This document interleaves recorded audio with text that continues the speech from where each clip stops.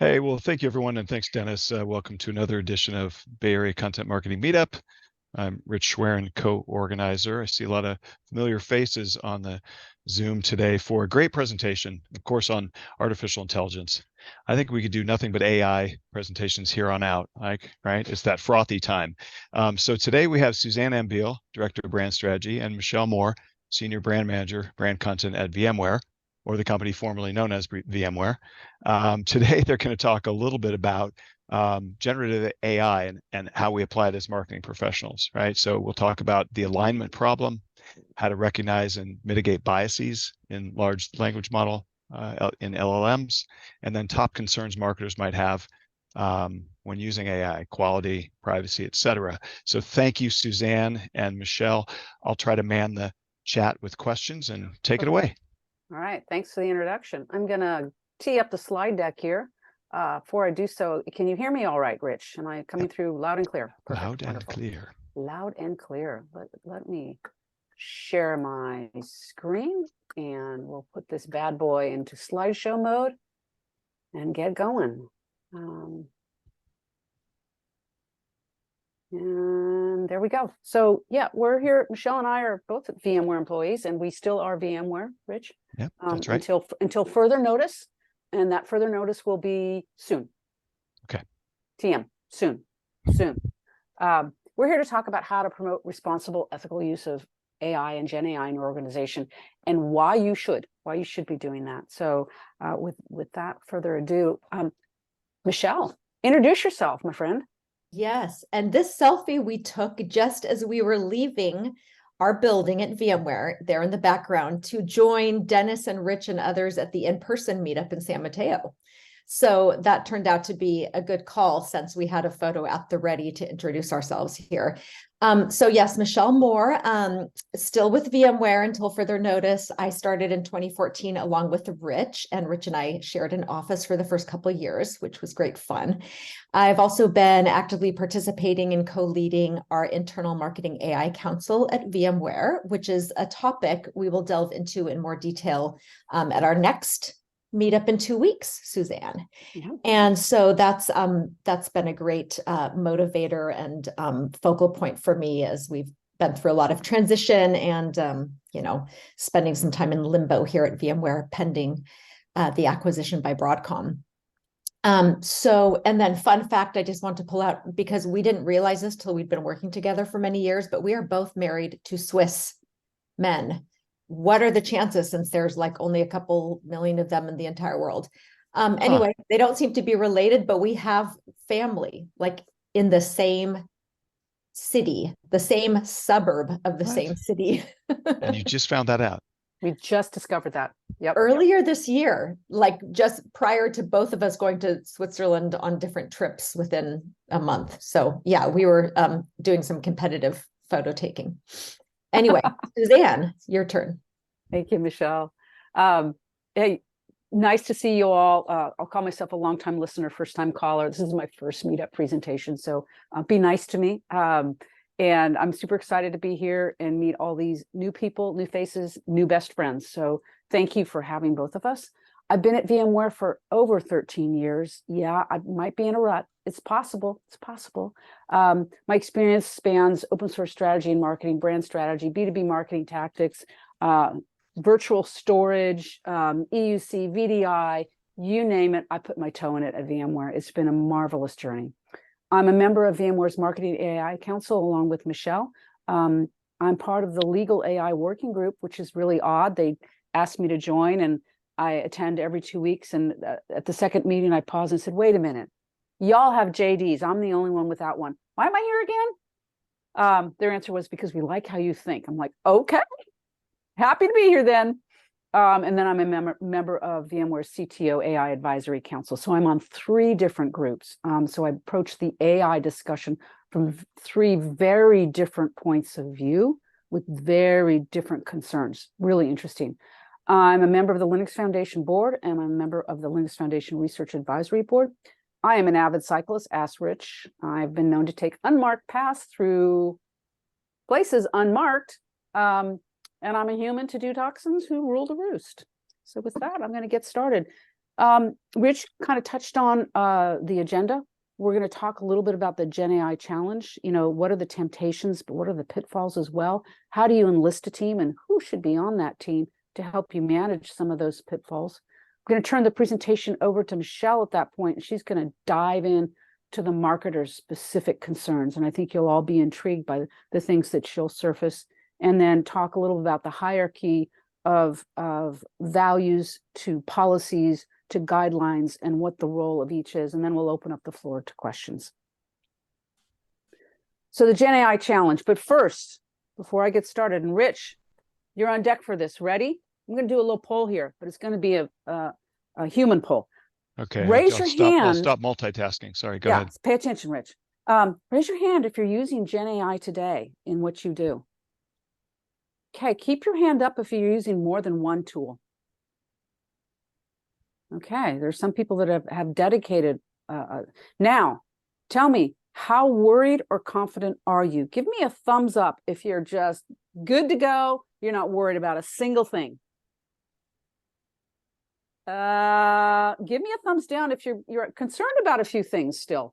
You're not quite confident. Yeah, that's what I thought. That's what I thought. You know, GenAI and AI, when it first hit the scene, was like, oh my gosh, this is going to solve everything. And then people started digging around and going, well, maybe not. But first, let's look at some other things, right? So there are some concerns out there. They are well known, and they are variable depending on who you are and what you're doing. Some of the top concerns that all surface here that are kind of aggregating up. This is not only for GenAI, but for AI in general. See what I did there? The first thing is the bias and error issue. Some people like to call this the alignment problem. There's a marvelous book that was written several years ago by Brian Christian from UC Berkeley called The Alignment Problem. And it dives into this specifically. And if you want to get scared, read that book. I was introduced to Brian Christian, 4 years ago at the Linux Foundation event in Napa. And I walked away with my chin on the floor and clutching that book and like, I got to learn everything about this possible. This whole alignment problem wraps around that the output is only as good as the LLM's information corpus, the body of work it's been fed, the model that's applied to it, the weights of the different answers, and the prompts that it's given. And the results may not align with expected or desired outcomes. Well, what do I mean by that? Well, if the body of work it's being fed is Western literature and only Western literature, your outputs are going to reflect that bias and may not reflect where you want to go. Everything has bias in it, so you really need to pay attention. Where this really comes into more problematic situations is when it's applied in a legal setting. For instance, determining sentences, racial profiling. These are life-changing impacts that an LLM can hand down. And if you're not being attentive and aren't aware, you're not going to fix it. But in fixing this alignment problem, you are inserting your own bias into it. Is that okay? So you quickly step into some really healthy philosophical discussions when you start talking about this alignment problem and what it introduces. The second is security, and that security is wrapped around what's mine is mine, or is it really? Maybe not. Maybe when you've used that public-facing ChatGPT with your own personal email address, every time you put in a prompt or a piece of content, and every time it delivers a result, you are training that LLM. You have given up your rights to that information. You cannot extract that from the brain. It is there. It is there. There's a big challenge right now, and I have some references later on about how do you unlearn a model? How do you, if someone taints a model, you can maybe if you're lucky, you can find the tainted information, the tainted data, and maybe you can erase it. But what you can't erase is what the LLM learned from that information. Unlearning a model is a challenge. And Google's actually launched a challenge. I don't know what the end result was of How do you extract data, unlearn the model without breaking the model? Tough thing. Then I'll call the third one the black box syndrome. And this is all about achieving what's now being called, bandied about as XAI, which stands for explainable AI. When you put in a prompt and you get a result, do you know how and why that result came about? Can you trace it back? That is all about the algorithms behind the scenes that you don't see, the weights that are applied to the different data and how it's converted into tokens and math. So today, we can't really explain how we get the answers we get. So we're kind of operating on blind faith. We're using it as a black box. And you may be comfortable with that, or you might be working with some information and potential outputs where that puts you in a very uneasy state. Because recall, generative AI and these AI tools, they're just math. We're word people. It's math. And math is math.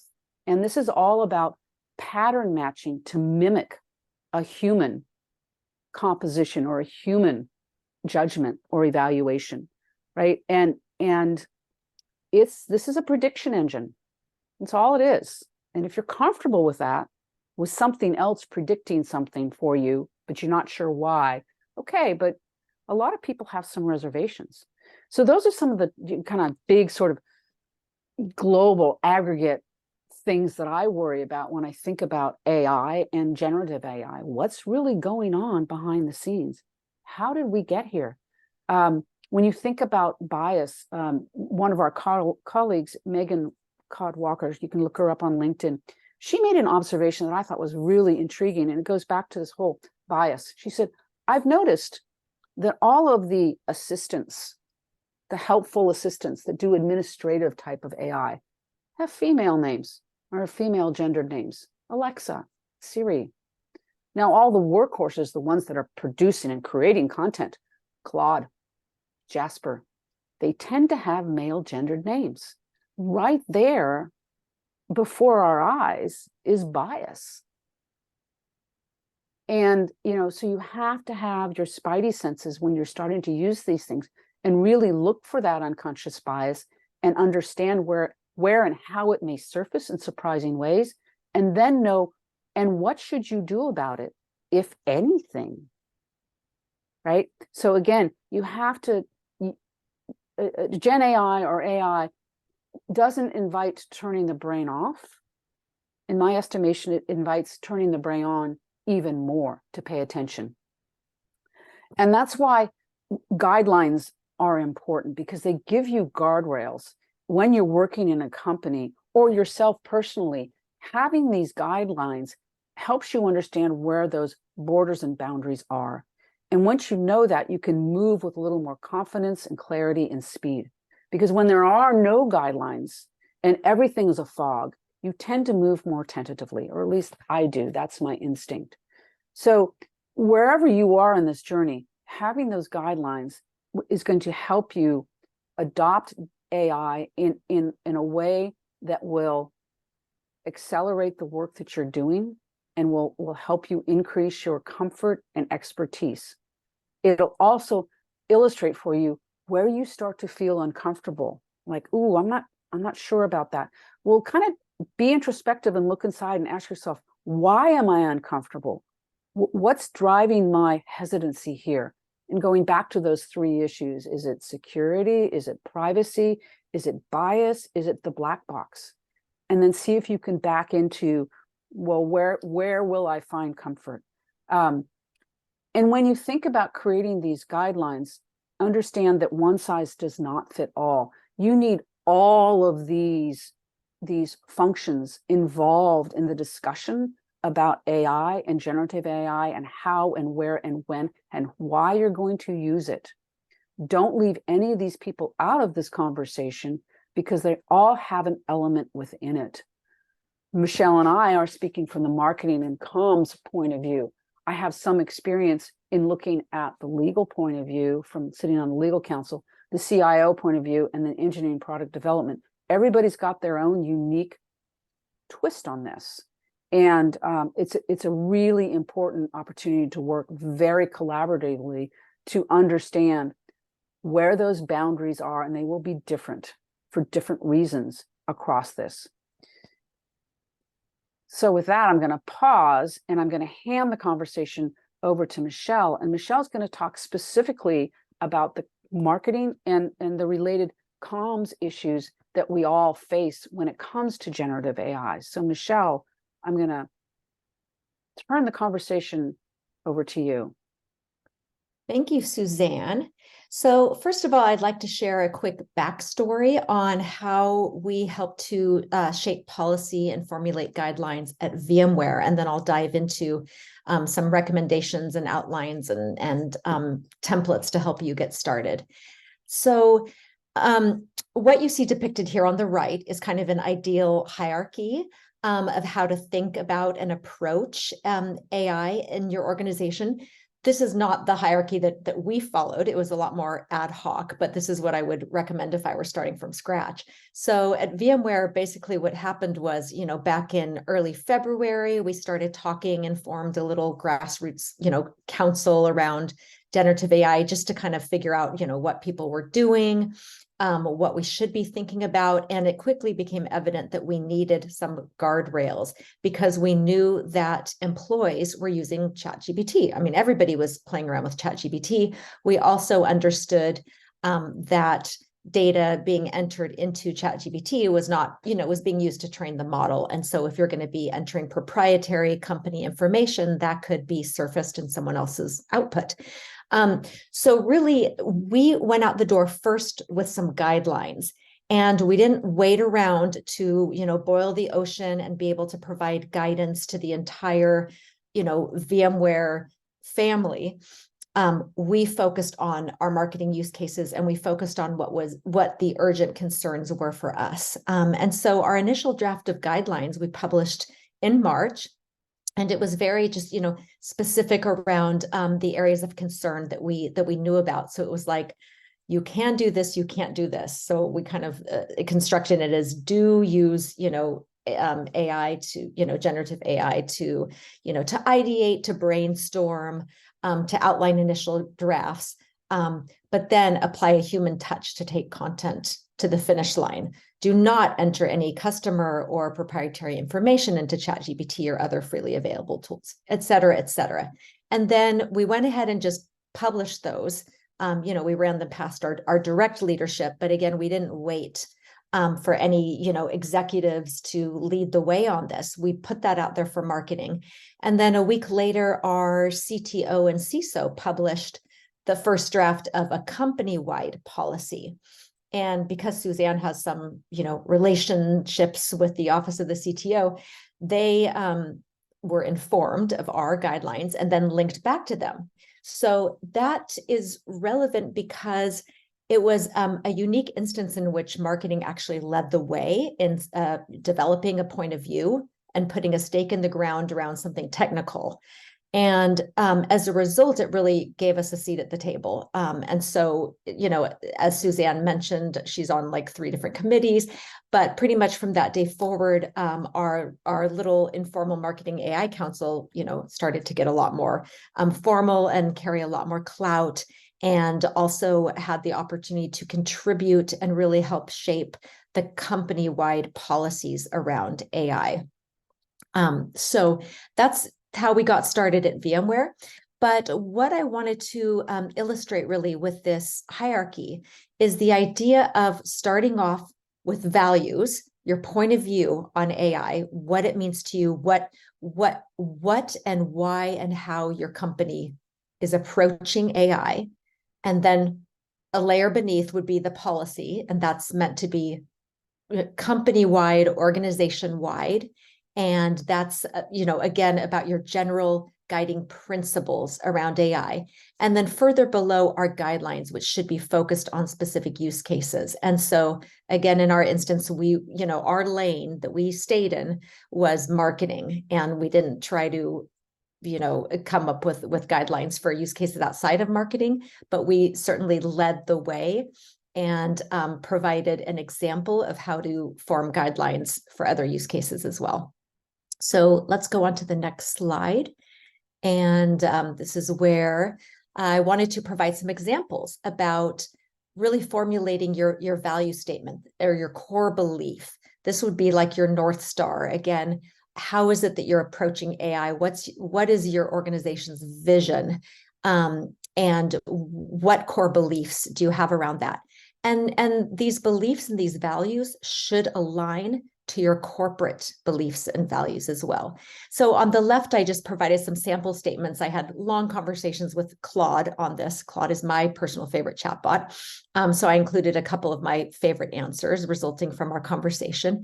And then on the right is an excerpt from an example I found online that I just loved from the Smithsonian. So I included a link to the entire value statement. It's longer than this, but this gives you an idea, just kind of the tone that they take with it. It really appealed to me. So these are some examples. And then on the next slide, I'll show the core values that I drafted just maybe 2 or 3 months ago. Again, this followed on the heels of our guidelines, actually several iterations of our guidelines. But this is when we kind of paused and really thought, what's the bigger picture? What is our North Star? And we have an opportunity as leaders in marketing to make sure that all of our efforts and initiatives around AI align to our corporate values. Now, VMware is a company that very much values the individual growth of its and well-being of its employees. So that was a driving force for this center statement around productivity gains, being beneficial to workers as well as the business. And VMware also places a premium on community engagement, community service, and empowering their employees to give back to the community. So that comes into play here in the third column with our value around advocacy and enablement of GenAI outside and beyond the workplace. Now, so again, these, reflect and capture VMware's values. If Broadcom were to revise this, what we understand from Broadcom is that they are really big on cost cutting. So their core values may be more around efficiency gains.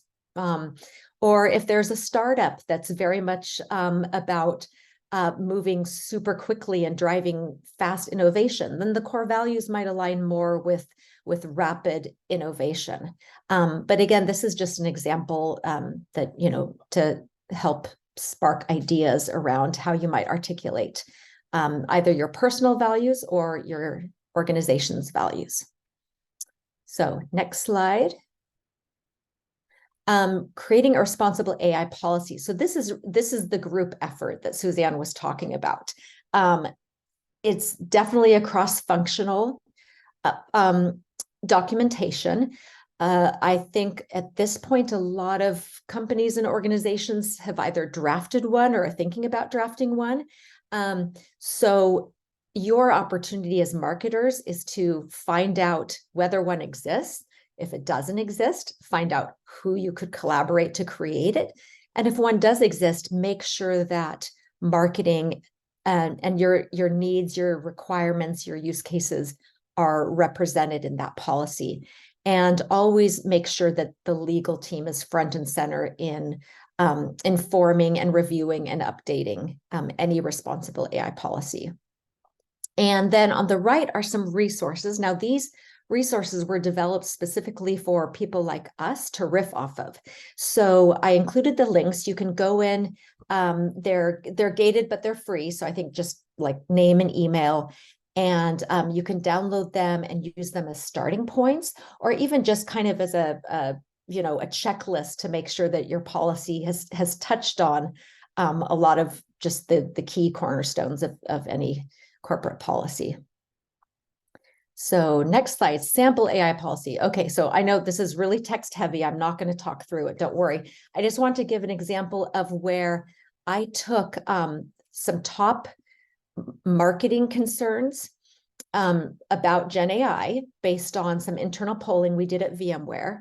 And I had itemized all those concerns and then fed them into Claude and asked Claude to come up with a sample policy that addresses those concerns. And I think my slides might be out of order because I don't think I've actually showed the concerns yet. Suzanne, maybe we should, yeah, okay, let me touch on this first because the output from Claude was based on these top concerns. So I just wanted to pause on this for a moment to see if anybody had anything to add to these. This is what we found was top of mind for people within VMware, and also validated by a lot of research and other forums, that I've been following around these topics. So of course there's accuracy front and center, making sure that, the outputs are accurate, that we're avoiding hallucinations. And even though there's been a lot of work on that front, it's still a thing. It's still an issue. Data privacy, of course, that was really the impetus for us putting together our initial guidelines. Legal issues that are still being worked out in courts. So there's not a lot of precedent for that. We do know that you can't copyright AI output. It's got to be primarily human created in order to be able to copyright it. Bias and ethics, Suzanne talked about that, very important. Quality of output. There is the concern, for me, this has always been a big concern, like, oh my goodness, the spam, like, are people just going to rush to, the lowest possible bar of content creation just because they can? And, but smart, savvy, and responsible marketers will not do that. AI can, as we know, augment creativity and actually help boost the quality of our content if we use it correctly. Brand consistency. This is a topic near and dear to Suzanne's and my heart. Gosh, can we actually leverage AI to help our content be more on brand? So I'm going to talk a lot more about that in a couple of weeks. But yeah, the answer is yes, it can be if you use it correctly. And then job security. This is a concern that I do think is worth mentioning, probably at the policy level, to make sure that your company has that point of view. Are they planning to deploy or to use or to really lean into AI to do more work with fewer people? Or are they looking to unlock all kinds of new opportunities, new initiatives, perhaps even new job categories with AI? So this was a real topic of discussion with us as well. And we were fortunate enough that our CMO, who became the executive sponsor of our Marketing AI Council, was very much all about reskilling and upskilling. So that's something that was also in our value statement as well. And that has really been the focal point of our AI Council, is on enablement and training across all of marketing at VMware. So job security is a consideration that I think needs to be called out. And I'll throw in a little bit more on that bias and ethics. We were all very concerned about the bias that the output may introduce into our content, and so really top of mind for everybody to read and reread and add that human element to anything you produce. And the other sort of philosophical way we approach this is what we gave access to everybody in global marketing to the AI tool, feeling that the more diverse the users are, the better off we will be. If we only allow the people that are based in the US to use the tool, but not the people in Europe or the people in India or in APAC, we're not going to get an even result. We'll get an uneven result, and it'll be too weighted towards a Western mindset. So again, opening up the access to the tool and the training to as many people as possible, as diverse a set of users as possible, helps to thwart some of the inherent bias. It's not going to eliminate it altogether, but we felt that was a one step in the right direction. It doesn't solve it completely. Thanks, Suzanne. And someone asked in the chat, and I'll answer this question quickly because I think it is relevant, and it's been, the basis of the evolution of our approach and guidelines. But we did at VMware onboard Jasper, And so we have been using, a private kind of wraparound AI tool. And as a result, we've had our own private instance of Jasper's models in which to keep all of our content secure, and our inputs do not train the larger models. So a lot of our guidance then evolved around what to use Jasper for and what to use or not to use any other available tools for. So let's go on to the next slide. And this is my last text-heavy slide, I promise. So these usage guidelines are just examples of how you might tactically address some of those top concerns. So I didn't try to address all of them, on a single slide, but I just kind of cherry-picked some that I think are easy to sink your teeth into. And again, I won't read through them, but they're here for your reference.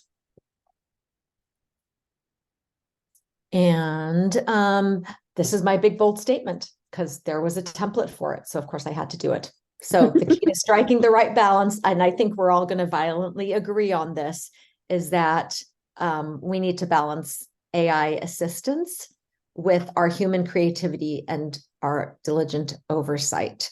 And that oversight really needs to come with a formal plan for governance, because it's one thing to have guidelines documented, but if you don't have a mechanism to check or enforce those guidelines, then they are just, another piece of paper, so to speak. So make sure that, again, you're partnering closely with your legal team and figuring out what the governing mechanism is for your policy and for your guidelines. And I think a good example for that, Michelle, is a use case that you encountered pretty early on after we onboarded Jasper. One of the processes VMware has in place is a brand review. Before we publish a campaign or a white paper or any type of material, we do a brand review. Someone reviews it before it goes out for visual, verbal, brand consistency, narrative alignment, all of that. And Michelle, relate a little of the story about the one asset that you got that was a surprise. Yeah, well, so I received actually a whole set of like paid social posts for a campaign, and it was just dreadful. It was so bad, and I was a little taken aback because I knew it had been generated by Jasper, and I myself had provided Jasper. I had created like our corporate voice and tone in Jasper, because they have that feature. They have a brand voice feature, so you can feed it examples and directions on what your voice should sound like. And we had uploaded our style guide and all that, but I still got just this really bad copy. So I was a little alarmed at the thought that, oh, wow, well, so, this team that generated the copy, they're probably saving a lot of time at their end in the copy generation, but that time is being, that time savings is then, or the work involved just got pushed further down the line and landed on my shoulders. And I'm like, this is not, this is not how it's supposed to work. So I mean, the good news is that I was able to circle back with somebody on the team that owned that content, who was also on our AI council. And so she and I worked together to fine tune some of the instructions that we were giving to Jasper, and also to provide some more prescriptive guidance to the teams using Jasper, so that they understood really what their responsibility was in the content creation. So even if they were kind of eyeballing it and thinking, okay, that's fine, let's pass it on, and it's ready for brand review, they weren't giving Jasper the right set of instructions, really. So with just a little bit of training, the output from the next batch was much, much better. So and that's a great story, Michelle. And I think one other thing we walked away from that is we added a tick box in every ticket. We use Workfront when you ask for brand review. We add a little tick box that says, I used Jasper to help me create this so that we could start to distinguish when something had that AI assistance versus something that didn't. Now, we don't have enough data or data that we can share with you to say, to sort of encapsulate our learnings, but we felt we had this instinct that it's important that we start, tracking this stuff so that we know that we are actually saving time and creating better rather than just creating more and having that more quality start to diminish and erode over time. We wanted to have some way, however crude, to start keeping an eye on that. And there are many initiatives out there right now for watermarking, tagging, somehow indicating when you've used an AI tool to create something, whether it's content or code or whatever. There's a lot of interest in that space. There's a lot of interest in the open source community around that. And there are startups out there that are helping you to keep track of your genAI assets in the off chance you need to pull them from the market for whatever reason. So with that, I mean, I already sort of primed the pump. Questions out there. I saw one in chat about governance and how do you enforce the policies? And that's a tricky thing to do. I think that you can, in larger companies, you can be very heavy-handed about it and block access to these public models, ChatGPT, Bard, name your tool. So you can be heavy-handed about it. Doesn't feel good. At VMware, it's individual responsibility, honestly speaking. And we trust people to be grown-ups and responsible. Here are your guidelines. Stick to them. That's no different than we ask people to be responsible about posting VMware confidential information on the internet. If people are caught posting things that they shouldn't on the internet, they are disciplined, and some of that discipline can be up to and including termination. But I think the new risk that genAI and these AI engines introduce is that it becomes part of an engine and you can't redact it. So that's the bigger risk. So, how do you enforce it? Hope people are responsible. Yeah, other questions out there? Yeah, training and enablement plays a huge role. So as Rosemary pointed out, a lot of people don't have enough training to know what they are doing with AI. So the more you can provide or contribute to training and enablement in your organization, the better. And that's been a huge focal point for our Marketing AI Council. And that went hand in hand also with onboarding Jasper, and we ultimately deployed Jasper to over 650 people, and we offered training that was attended by over 1,000 people, and a series of training sessions based on specific topics, as well as just intro to Jasper training. And our Jasper account team also held regular office hours, so they were a really great partner to work with, and that's definitely something to look for if you go the route of a paid subscription with a third-party tool vendor, is to make sure that they really help you with that deployment and training. And we had to provide an alternative to ChatGPT. So yes, I'm sure many employees are still using ChatGPT, hopefully not so much for work anymore, because they have other options now. Yeah. More questions in the chat, but I want to be sure there were a lot on governance. Manny, you have your hand up. Come off mute. Help yourself. Please ask your question. Yeah. Thanks, Rich. And it's pretty much related to what Michelle and Suzanne were just answering with that. Yeah. And that, Suzanne, that example you gave, I think, where you said, an employee has to make sure maybe if they're working on quarterly earnings, it doesn't get posted somewhere. That's specific to that individual. But I just think about 40,000 employees having access to ChatGPT, and something ending up on a purchase order, a contract, or just accidentally cut and paste. And just that overall exposure to the company seemed like it could be massive compared to, some one person that actually just maybe inadvertently cut and paste something on earnings or something like that. You know what I mean? It's like, oh Oh my yeah. God. Well, we talk to employees all the time. We said, don't be like Samsung. Right? Start fear into people a little bit that, yeah, that Samsung, I know, I'm sure you know the story, but I'll recap it really quickly. This was back, I think, in March or April timeframe. 3 Samsung employees were using, I think it was ChatGPT, and they input some company proprietary code into it. And oops, they were caught after the fact. And it was a huge, huge, compromise of Samsung's IP. And this goes back to Michelle's comment about training. It's super important that everybody understand the risks involved and the price that the company will pay if you don't pay attention to those risks. That is not going to prevent it from happening, Manny, but that's, short of banning it completely, which we knew at VMware was not going to be the solve.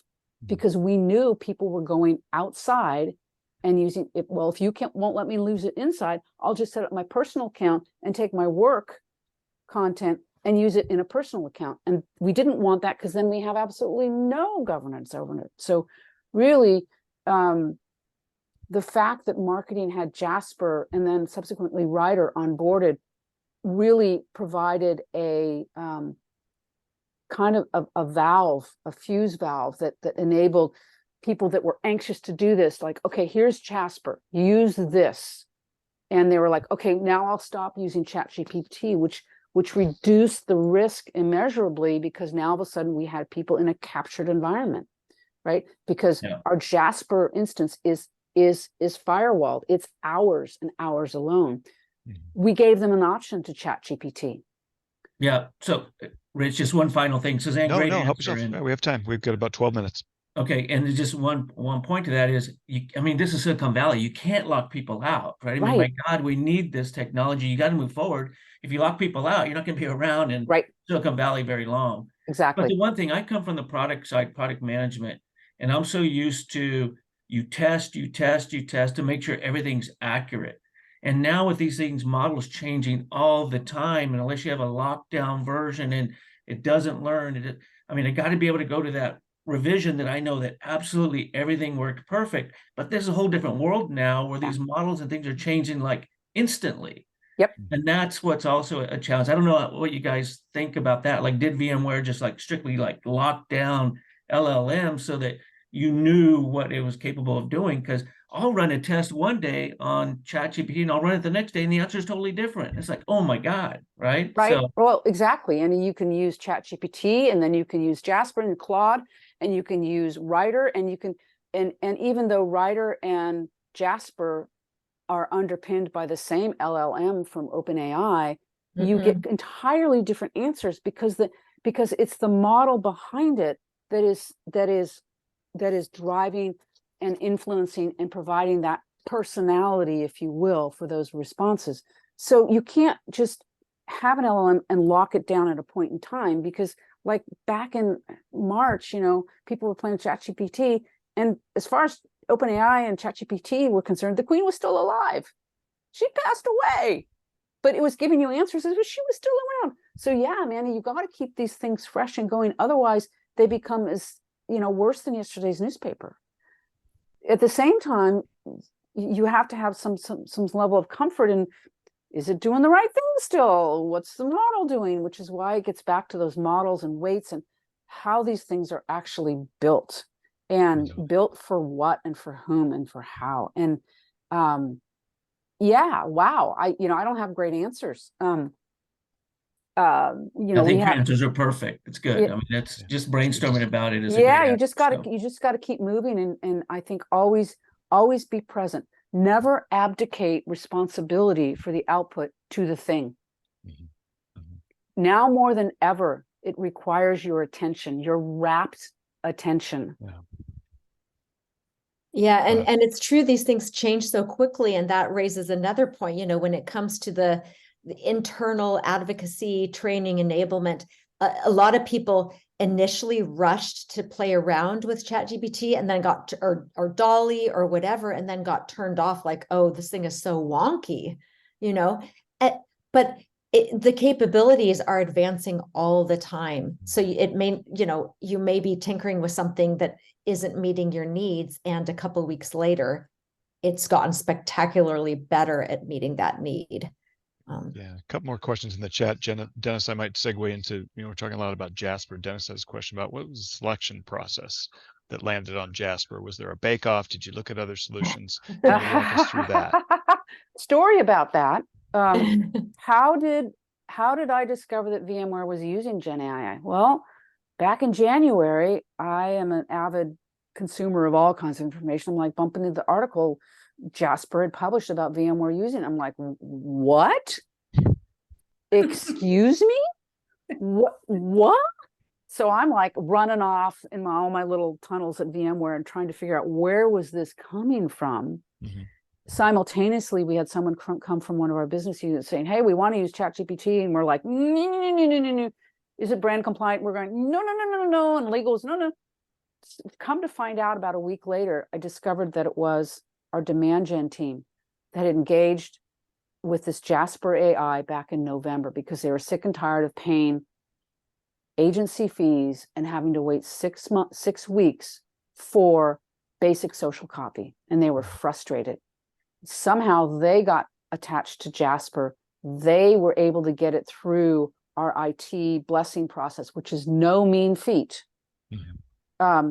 And by the time Michelle and I kind of popped our little heads out like prairie dogs, what? That was in February. And by that time, Jasper had been onboarded. And at that point, then we started realizing, ooh, one is probably not sufficient. You probably need to do a belt and suspenders in this frothy time. So we brought on Writer as well. So we had kind of the bake-off going in real time, Dennis, real time. Because these all have different specialty areas that they're good at and not good at. And in these frothy times, startups come and go pretty quickly. And if you choose one, and it's a startup, and you invest all your time, and you get your private instance, and you train it, and you got it to the point, and then all of a sudden the startup gets bought, or the startup goes under, you're back at ground zero, and you get to start again. So you have to kind of keep that in mind when you're choosing your third party. Are they really, do they have their feet on the ground? What kind of funding do they have? What's going on in the background? You have to understand the business behind your choice too. So there's no easy solution, Dennis. Great.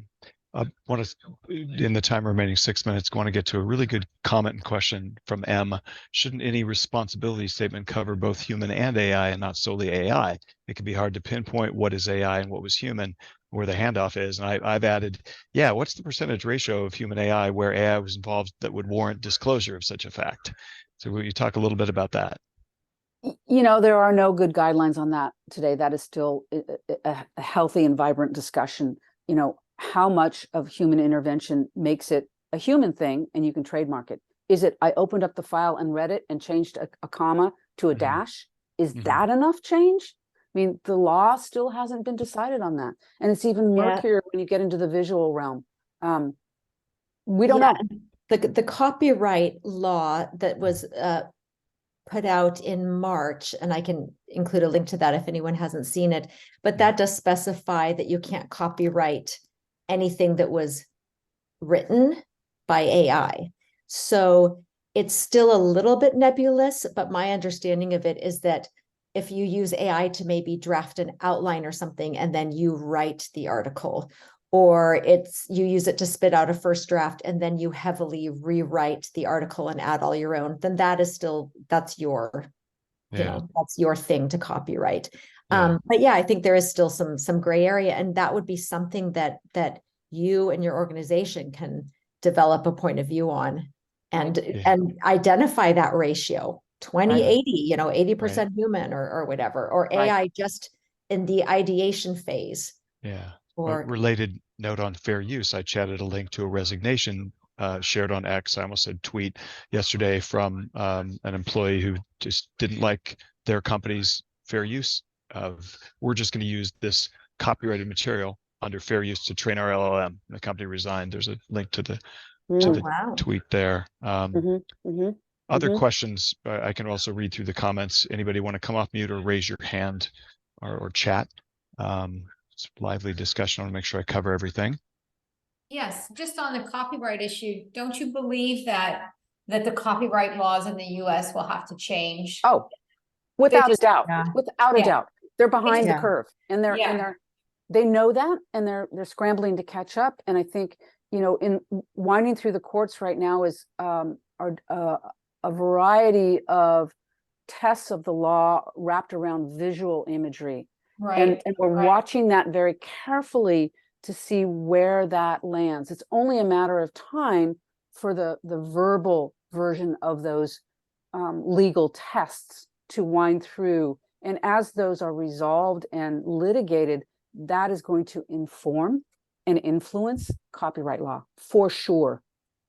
Yeah, I totally agree that it's going to change for not only images, but voice and everything, right? Everything, Yeah. everything. And I'll tell you what, our legal team was, you know, talk about panic attacks. You could just see the whites of their eyes as they started walking into this, because they, again, were behind the marketing team. Our marketing team was ahead of the entire company on this issue. We knew more than they did when they started. And they're like, okay, what have you read this week, Suzanne? Like, well, try this and try that. And they're like, But that's happening everywhere. It's everywhere. starting in marketing because it was a content tool, right? Yeah, marketing is we're having a moment. We're having a moment. And we're loving it. Oh, this has And been a leaning great into that moment. leadership. And as we wrap up now, we have a couple exciting meetups coming up. Dennis, you want to plug, or Rosemary, actually, let's plug yours is next. And then Suzanne and Michelle, you're coming back. Tell Coming us a back. little bit about both. Go, Rosemary. What do we have first with Rosemary, real quick? Oh, well, Or we're gonna actually, you have this slide. Oh, okay. Sorry, I didn't see the slide here. So what's next, Suzanne and So Michelle? we'll be back on November 30th to talk to Okay. you about how we established the Marketing AI Council and how that council evolved over the last 6 months, and what was our remit when we started, and what is it today, and what do we deliver to the organization? And then how can you do a similar thing in your organization or your company? And you know, I think the Marketing AI Council was just instrumental in where we landed today. Michelle, anything to add? No, I want to make sure Rosemary has enough time to plug. Yeah, and then Rosemary, you're coming up next too. Oh, okay. So, I mean, one of the fun things we're going to do, and my colleague's going to join us, we're going to build your own GPT and show you how that works. Because all of a sudden, you know, we have all this excitement coming out of ChatGPT recently. So we're going to talk about all the new changes and the reason you should be on the paid plan for companies, especially. You can't get into enterprise yet. It's invitation only. So that's something that I want to talk about. We're going to do some use cases. We're going to have a short demo to show you from prompt to beautiful slides, with beautiful AI joining us also for a short prezzo. Great. Oh, great. I'm super interested in that. Oh, good. Yes, it should be fun. Awesome. Dennis, any final words as we hit the hour here? No, but actually, one final word. If you go to our meetup page, you'll see all the links for these upcoming events. So I think you all probably know where to find that. There's a bunch. So there's some that are not about AI, if you can believe that. There's one about marketing workflow. And then December 19th, for those of you local to the Bay Area, we're getting together at San Mateo. Great. All that's on the page. Great. We even have stuff in January and February of 2024. So we're starting early for next year. We're also looking for speakers. So I'd love the community engagement members, but if you have a topic, let us know. We'd love to have you. Thank you to Suzanne and Michelle and Rosemary. Yeah, go ahead. Oh, can you stay on for 5 minutes? I want to ask you a question about. Yeah, sure. Okay. And I have to drop. I want to thank everyone. Until next time. Bye. Thanks for having me. Thank you Thank very you. much. Thank you. Suzanne, Bye. Michelle. Great. Bye.